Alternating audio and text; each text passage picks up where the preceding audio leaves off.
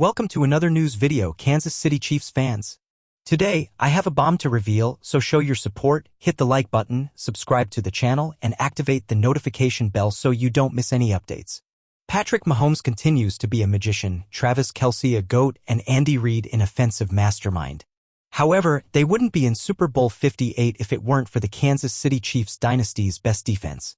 Steve Spagnuolo's defense was not only a theft threat but even more impressive considering it was the youngest defense in the NFL this season, averaging 25 years and 279 days, according to NFL research based on the average age of players with more than one game played in the regular season. It's the second time the league's youngest defense has reached the Super Bowl. 2009 Colts lost in Super Bowl 46. For the wise veteran Chris Jones, witnessing the young players' development together has been beautiful. I think more so the guys are growing and maturing, Jones said about the defense's evolution.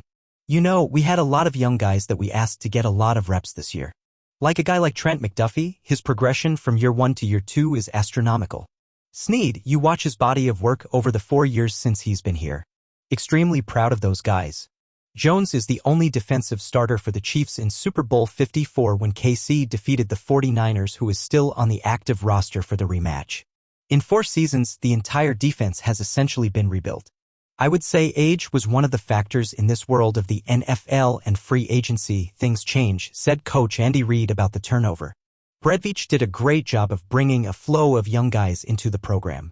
These young guys, a lot of them were in high school.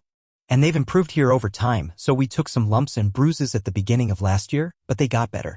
They got better at the end of last year and then realized and did a nice job of working this year. I would say Brett's work between free agency and the draft is unmatched. He does a great job with all of it. The Chiefs had 3 rookies as starters in the Super Bowl last year. They leaned even more into the youth movement in 2023, seeing players like Frank Clark, Carlos Dunlap, Juan Thornhill, and Colin Saunders depart in the offseason. When you look at where our defense was last year to this year, we had bigger names on defense last year than this year, noted Jones. But this defense has outplayed last year's defense and showed that kind of progression. What Spags has been able to do with these young guys has been remarkable. All Chiefs defenders paid tribute to Spagnuolo. Many called the DC a father figure, praising his preparation, insight, and confidence in young players to execute his system. I think with Spags, it all starts with how much he cares about the guys, said defensive end George Karlaftis. We can see that he really cares about us. He loves us. He's like a father figure, so to speak. It starts with that. He's a man who instills faith in our defense, just trusting each other, and everything goes from there. We love Spags, love playing for Spags, his game plan, the things he's able to dial up speak for themselves. He's just a great human being, I must say that before anything. Safety Justin Reid noted that Spagnuolo is a chess master who can shape the defense according to what his players do best. With the myriad blitz packages that Spags has in his arsenal, it's impressive that such a young group is rarely overwhelmed. Newcomer Drew Tranquill said it's how the DC and his staff train these blitzes that make the difference. I think he does a great job of teaching, said Tranquill. We're very multiple in our blitzes. We have overload pressures, we have double-edge pressures, we have intermediate pressures. I think when you have a group of guys who can execute a myriad of different blitz schemes, it becomes a challenge for an offensive line to identify protections.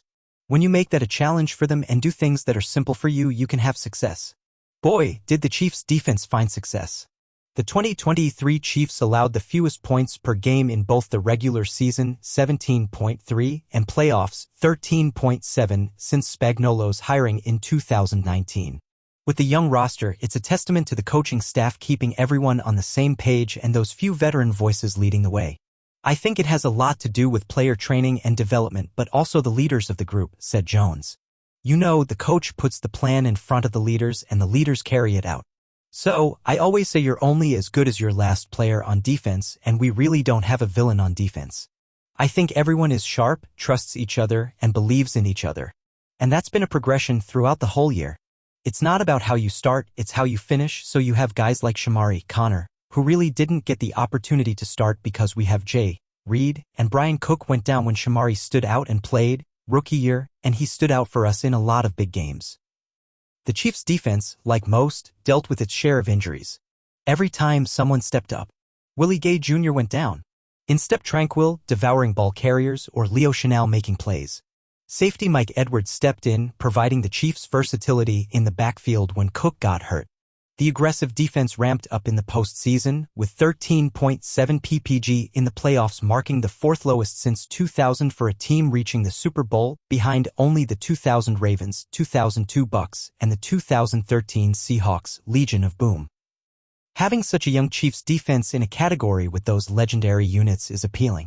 Credit goes to Spags, but the DC deflects praise, instead returning the bouquet to his players.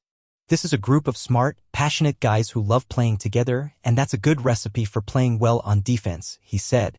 KC's defense kept the club afloat when the offense sputtered throughout the season. Heading into Sunday, the Chiefs allowed over 21 points only twice all year, including playoffs. They never gave up more than 24 in any game throughout the entire season.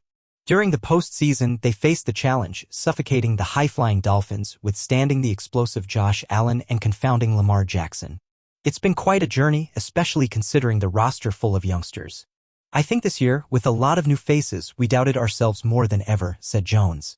When you have a lot of new guys, you never know how rookies are going to perform, you never know the progression from the second year for guys, like George Karlaftis coming in and having 6 sacks. This year he's almost doubled that, and going into the playoffs, he's stepping up. You have a guy like Trent McDuffie, whose first year is like he has potential, in the second year, he'll be all-pro. So, I think a lot of guys grew throughout the year and just the journey we had to make.